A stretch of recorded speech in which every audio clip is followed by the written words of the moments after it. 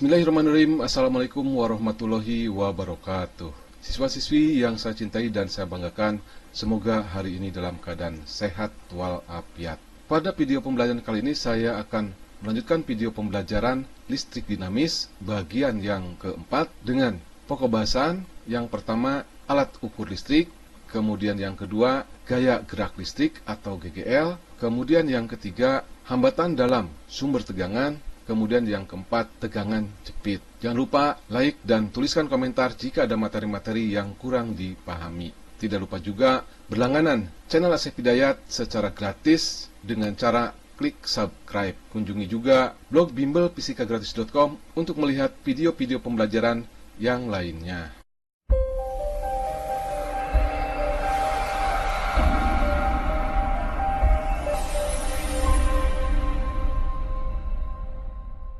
Pada pembahasan listrik dinamis yang pertama dan kedua sudah dipelajari mengenai besaran-besaran listrik, yaitu ada muatan listrik, kemudian ada kuat arus listrik, kemudian ada tegangan listrik, dan ada hambatan listrik. Nah, hanya untuk mengingatkan apa itu besaran. Besaran itu adalah sesuatu yang dapat diukur dan dinyatakan dengan angka-angka. Kita lihat dulu apa itu alat ukur listrik, yaitu alat yang digunakan untuk mengukur besaran-besaran listrik, yaitu tegangan, kuat arus, dan hambatan listrik. Alat ukur listrik yang ada sekarang ada yang berbentuk digital dan ada yang berbentuk analog. Ini contoh alat ukur listrik analog, yaitu ini adalah ampermeter, ya. Kemudian ini adalah multimeter. Nah, kalau multi itu banyak, jadi banyak yang bisa diukur. Nah, dengan menggunakan multimeter ini bisa digunakan untuk mengukur tegangan, bisa juga untuk mengukur kuat arus, bisa juga digunakan untuk mengukur hambatan. Kemudian multimeter ini bisa juga mengukur arus AC maupun DC, atau arus searah dan arus bolak-balik. Kemudian berikutnya, contoh yang kedua, yaitu alat ukur listrik digital. Nah, kalau digital, besaran yang diukur, baik kuat arus, tegangan maupun hambatan, itu akan langsung terlihat di sini. Kalau multimeter analog, di sini perlu ada keterampilan untuk membaca skala. Nah, sekarang bagaimana cara membaca skala daripada alat ukur listrik tersebut? Mari kita bahas. Nah, yang pertama, cara membaca skala ampermeter. Ini adalah skala dari ampermeter. Nah, kalau ampermeter di sini ada tulisan A. Kalau voltmeter di sini ada tulisan P. Ini adalah skala ampermeter. Skalanya ini 0 sampai dengan 50. Kemudian ini adalah batas ukurnya. Untuk 0 ini adalah kutub negatif. Kemudian yang ini adalah batas ukurnya. Jadi ini batas ukurnya 1 ampere, ini batas ukurnya 5 ampere, dan ini merupakan kutub positif. Kemudian jarum dari ampermeter ini menunjukkan di sini. Nah, ini berapa ampere gitu ya. Kalau misalkan jarum penunjuk ampermeter itu ada di sini. Nah, untuk menghitungnya caranya yaitu dengan melihat angka yang ditunjukkan oleh jarum. Angkanya ini kira-kira berapa? Ya, sekitar 12 atau 13. Dibagi dengan skala maksimum. Nah, skala maksimumnya di sini 50, kemudian dikalikan dengan batas ukur. Jadi kalau misalkan yang dihubungkannya itu 1 ampere, berarti batas ukurnya 1 ampere. Kalau yang dihubungkannya itu 5 ampere, berarti di sini batas ukurnya itu 5 ampere. Sebagai contoh nih, jadi angka yang ditunjukkan oleh jarum itu 12, skala maksimumnya itu 50, kemudian batas ukurnya ini 1 ampere. Kemudian contoh yang kedua yang membedakan itu hanya pada batas ukurnya. Jadi kalau dihubungkannya itu 5 dengan 0, nah batas ukurnya itu adalah 5. Kalau dihubungkannya 1 dengan 0, nah berarti batas ukurnya itu 1. Nah, mudah sekali untuk membaca ampermeter. Demikian juga untuk membaca skala pada voltmeter. Jadi kalau voltmeter di sini ada tulisan P. Ini sama tadi batas ukurnya. Batas ukurnya kalau dihubungkan 0 dengan 10, berarti batas ukurnya itu 10.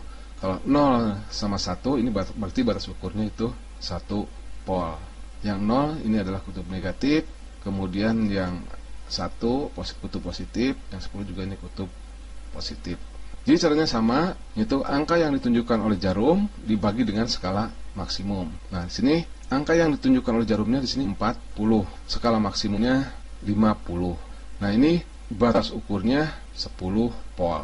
Jika jarumnya itu menunjukkan angka 40, maka besarnya itu adalah 8 pol. Nah, itu cara membaca skala voltmeter dan ampere meter.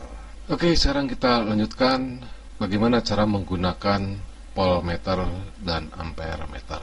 Kita perhatikan animasi di virtual lab berikut ini.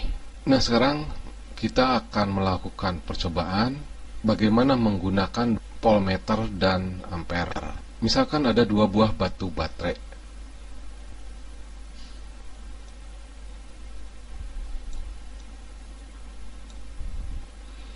Kemudian dihubungkan dengan kabel.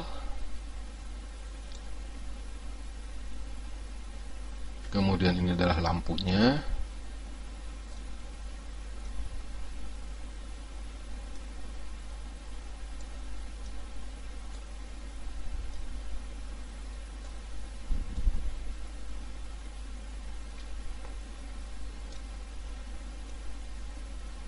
Nah, ini rangkaian listrik sederhana yang terdiri dari baterai, kawat penghantar, dan lampu.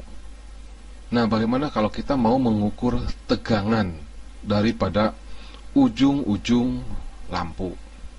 Nah, kita ambil voltmeternya. Nah, bagaimana untuk mengukur beda potensial dari ujung-ujung lampu ini?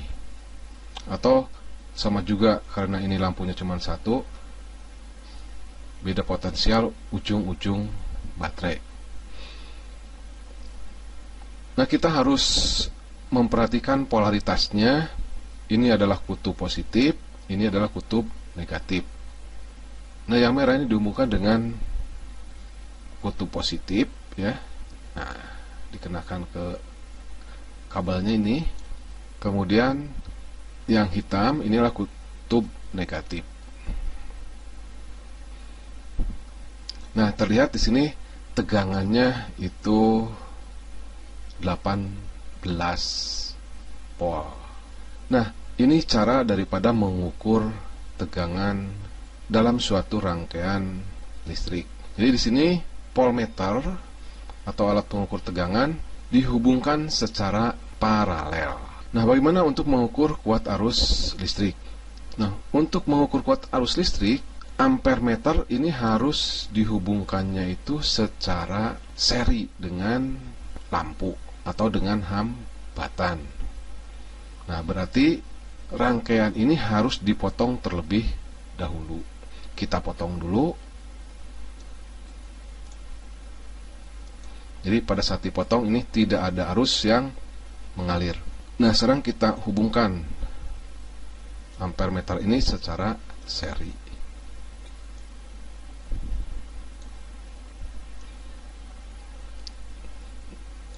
Nah, lampu itu menyala kembali.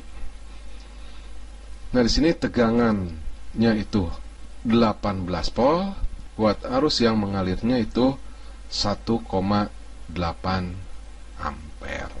Jadi itu cara mengukur kuat arus dan tegangan. Nah, dari percobaan tadi itu dapat kita simpulkan cara mengukur daripada kuat arus dan tegangan, yaitu voltmeter dihubungkan secara paralel dengan lampu dan ampere meter dihubungkan secara seri dengan lampu atau dengan hambatan. Jadi voltmeter dihubungkan secara paralel dengan hambatan dan ampere meter dihubungkan secara seri dengan hambatan. Nah, kalau dalam bentuk skema itu digambarkannya itulah seperti ini. Ini adalah lambang dari baterai, yang panjang ini positif, yang pendek itu adalah negatif. Kemudian ini adalah hambatannya, lampu. Kalau di sini, kemudian ini adalah voltmeter. Nah, voltmeter ini dihubungkannya secara paralel dengan hambatan, sedangkan ampermeter ini dihubungkan secara seri. Saya kira sangat mudah sekali ya cara menggunakan voltmeter dan ampermeter.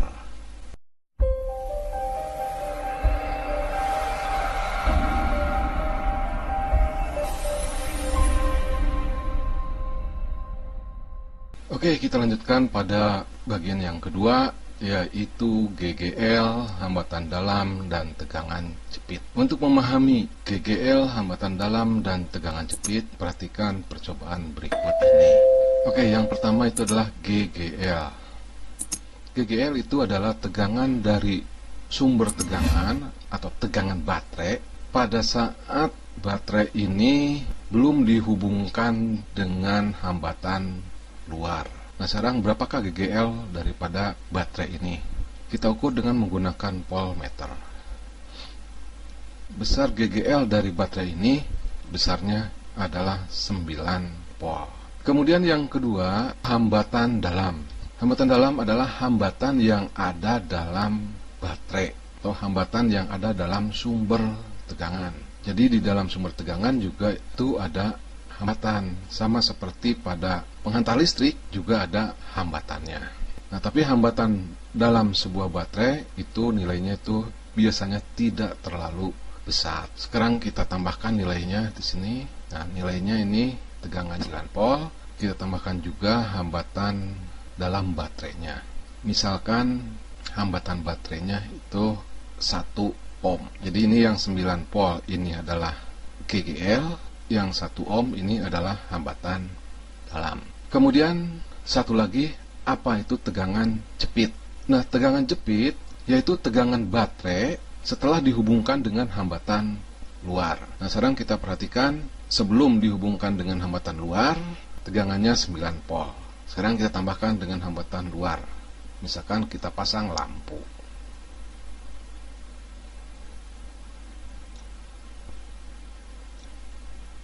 Nah, sekarang mau dihubungkan, perhatikan tegangan ujung-ujung baterainya. Nah, ternyata tegangan ujung-ujung baterainya sekarang tuh turun menjadi 8,18 volt. Nah, tegangan yang besarnya 8,18 volt ini dinamakan dengan tegangan jepit, yaitu tegangan baterai pada saat baterai tersebut dihubungkan dengan hambatan luar.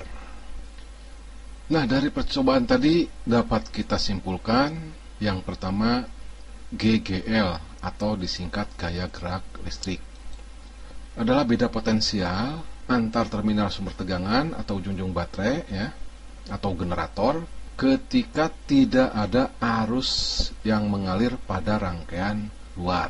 Nah, itu adalah GGL. Nah, dari percobaan tadi besarnya GGL itu adalah 9 volt. Kemudian GGL biasa disimbolkan dengan E, dengan satuan volt. Nah, ini besarnya GGL baterai ini atau sumber tegangan ini, dan memiliki hambatan dalam yang besarnya ini 2 ohm. Lambang baterai itu dilambangkan seperti ini. Yang panjang positif, yang pendek negatif. Ini adalah lambang dari GGL, dan R ini adalah lambang dari hambatan dalam. Kemudian ini adalah voltmeter, dan voltmeter itu biasanya disimbolkan seperti ini. Hambatan dalam. Nah, tadi hambatan dalam itu adalah hambatan listrik yang ada dalam baterai atau sumber tegangan, biar umum ya, sumber tegangan. Simbol hambatan dalam adalah R dengan satuan ohm. Nah, itu pengertian dari GGL, hambatan dalam, dan satu lagi tegangan jepit baterai. Tegangan jepit adalah tegangan ujung-ujung baterai atau terminal baterai ketika baterai itu mengeluarkan arus listrik. Simbol tegangan jepit adalah pi, atau biasanya ditambahkan juga pi jepit. dengan satuan Pol. Nah, dari percobaan tadi didapat bahwa tegangan jepitnya itu adalah 7,5 Pol. Sedangkan GGL baterai itu besarnya 9 Pol dan hambatan dalam baterai itu besarnya 2 ohm. Rangkaian ini dapat juga digambarkan seperti ini.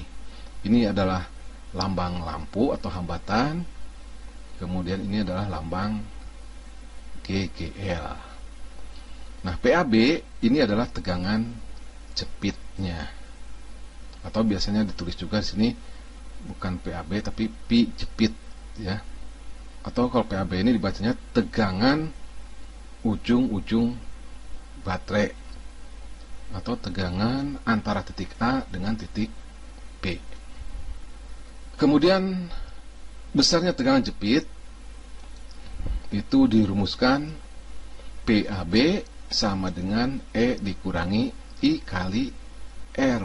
Jadi PAB itu adalah GGL dikurangi dengan pengurang tegangan yang diakibatkan oleh hambatan dalam, atau dirumuskan I kali R. Ingat, I kali R ini adalah tegangan dari hukum Ohm, bahwa hukum Ohm itu P sama dengan I kali R. Atau tegangan jepit ini bisa juga dirumuskan PAB itu sama dengan I kali sigma I kali R. Mengapa sigma? Karena bisa saja di sini hambatannya itu lebih daripada 1. Ini besarnya tegangan jepit, di mana E sama dengan GGL dalam satuan Pol, PAB tegangan jepit, I kuat arus dalam ampere, nah sigma R itu sama dengan jumlah hambatan luar rangkaian. Satuannya itu adalah ohm.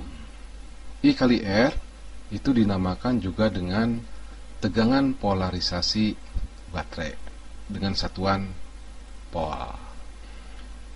Nah, untuk memahami materi ini, mari kita berlatih soal. Soalnya sebuah baterai memiliki GGL 12 Pol dan hambatan dalam 2 ohm, mengeluarkan arus 2 ampere. Tentukan tegangan jepit baterai, kemudian yang B-nya hambatan luar rangkaian listrik. Soal ini kalau digambar itu seperti ini.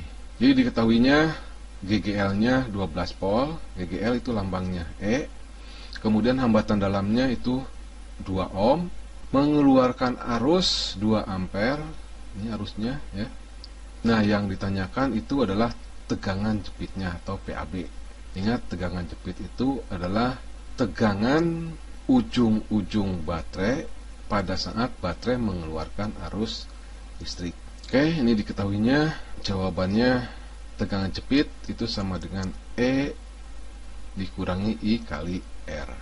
E-nya 12 dikurangi I-nya 2, hambatan dalamnya itu 2. 2 kali 2 4, jadi 12 dikurangi 4 itu 8 Pol.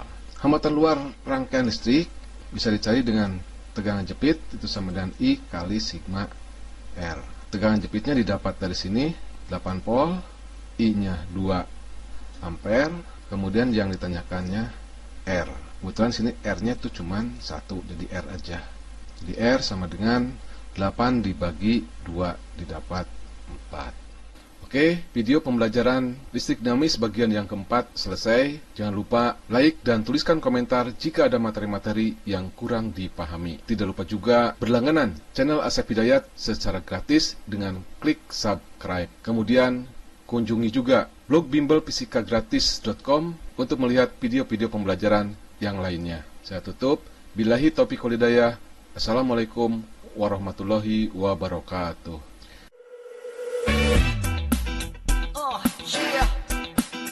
Bring you up.